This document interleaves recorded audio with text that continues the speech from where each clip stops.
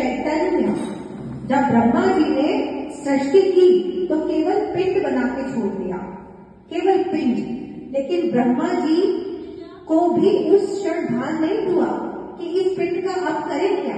जब उन्होंने भगवान का घोर तप के द्वारा भगवान का आवाहन किया तो उन्होंने उस चेतना को उस पिंड के भीतर भगवान से प्रवेश करने की आज्ञा मांगी। तो भगवान श्री कृष्ण ने प्रसन्न होकर उस पिंड में चैतन्य स्वरूप में अपना विस्तार किया। इसीलिए हम उसे चैतन्य कहते हैं, श्री कृष्ण चेतना।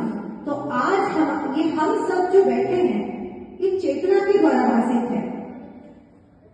मृत व्यक्ति के पास जो शरीर होता है उसके भी आंखें होती हैं, उसकी भी जिह्वा होती है, उसके भी कान होते हैं, लेकिन चेतना नहीं होने की वजह से वो सुन समझ देख बोल नहीं सकता, गति नहीं कर सकता, क्योंकि वो जो चेतना थी कृष्ण की वो चली गई। और इसके लक्ष्य स्वरूप क्या होता है कि उस मुर्दे का शरीर अछूत समझा जाता है, क्योंकि उसमें जो भगवान चैतन्य का वास था वो वास अब चला जा चुका है, इसलिए सूतक कहा जाता है। तो हम सब चेतना का एक उच्च स्तर का सागर है, हम सब भगवान की चेतना में, कोई और दूसरी चेतना प्रकट नहीं की उन्होंने। आग में से ही जलती हुई चिंगारियां हम सब हैं, और आज हमारी चेतना को जानने की जरूरत है। 2 हाथ 2 पैर एक मुजरिम के भी है, 2 हाथ 2 पैर 2 आंखें एक संत की भी है, वही चैतन्य महाप्रभु के पास है, लेकिन सबकी चेतना का स्तर अलग अलग है। कुछ उच्च चेतना के पुरुष हैं, कुछ निम्न चेतना के हैं। तो आज हमारी चेतना को मैं यमुना मैया के लिए जगाना चाहती हूँ कि आज हमारी चेतना सोई हुई है। हमारी माँ के भीतर 450 लीटर विष प्रतिदिन दिल्ली की इंडस्ट्रीज डाल रही है। हम में से कितने लोगों की चेतना उस तरफ जाती है कि हमारी माँ विष पीती है। हम जो यमुना रस रानी है, ब्रह्म संबद्ध कराने वाली है, वैष्णवों की परम द्योतक है, ब्रह्म स्वरूपिणी है, उन यमुना मैया के भीतर 450 लीटर विष प्रतिदिन। और हिंदू राष्ट्र होने के बावजूद, सनातन होने के बावजूद सनातन की मांग सभी लोग करते हैं, लेकिन हम ये भूल गए हैं कि धर्म, संस्कृति, सभ्यता नदियों के आसपास ही पनपती है। यमुना महारानी केवल एक नदी नहीं, वो रीढ़ की हड्डी है पूरी ब्रज संस्कृति का, और आज से नहीं पुरातन से चली आ रही है।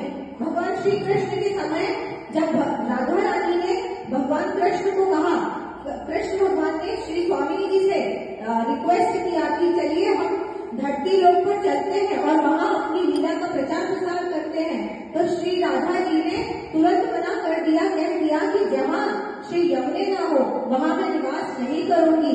अर्थात यमुने और गौ ये 2 मुझे अत्यंत प्रिय हैं, ये 2 मुझे अत्यंत प्रिय हैं।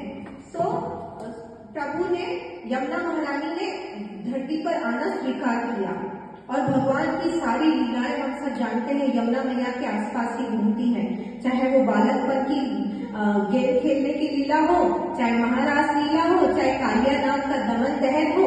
और एक समय था जब भगवान ने कालिया नाग का दहन किया, उसने विष फैलाना शुरू किया, ब्रजवासियों को विष पिलाना शुरू किया। तो आज नई दिल्ली में हो रही कितनी सारी इंडस्ट्रीज धड़ल्ले से जहर उगल रही है, और यमुना मैया का जल पीने योग्य नहीं बचा है, पीने योग्य नहीं है, आचमन करने योग्य न स्नान करने योग्य बचा है। ऐसे में हम अपने धर्म को कैसे सुरक्षित रख पाए, ये सोचनीय विचार है। इसलिए मैंने यमुना जी के लिए यमुना बचाओ अभियान की शुरुआत की है, क्योंकि अभी नहीं तो कभी नहीं। अगर आप 5 साल बाद भारत सरकार की आंखें खुलेंगी और वो इसे बचाने के लिए कितना ही अरबों खरबों फंड अगर खर्च करें, लेकिन वो नहीं बचा पाएंगे, क्योंकि 450 लाख लीटर विष प्रतिदिन बह रहा है। 450 लाख लीटर, हमें फिर से ध्यान देना चाहिए, 450 लाख लीटर प्रतिदिन बह रहा है, और वो विष हमारी यमुना महारानी पी रही है, और कालिया नाग बनकर ये इंडस्ट्रीज विष उगल रही है। अब जब भगवान श्री कृष्ण ने गिरिराज पर्वत को उठाया, तो हालांकि ईश्वर सर्वसमर्थ है, अखिल लेकिन उन्होंने ब्रजवासियों से सहायता की मांग की और कहा, अरे भैया, मैं जाके किसी थोड़ी लठिया तो लगाए दो, तो बिधिराज जी ने मैं उठा के खड़े रहूं। तो ब्रजवासियों ने उनकी सहायता की।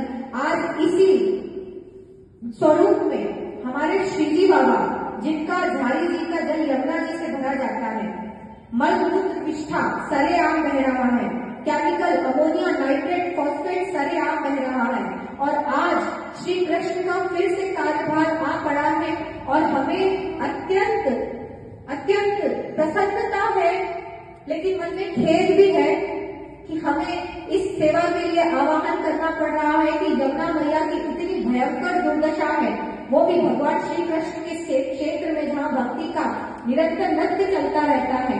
भगवान श्री कृष्ण का इस बार कलयुग में फिर से आह्वान है कि आइए सब लोग मिलकर हाथ बढ़ाइए और यमुना मैया को इन विश्व उगलती इंडस्ट्रियों से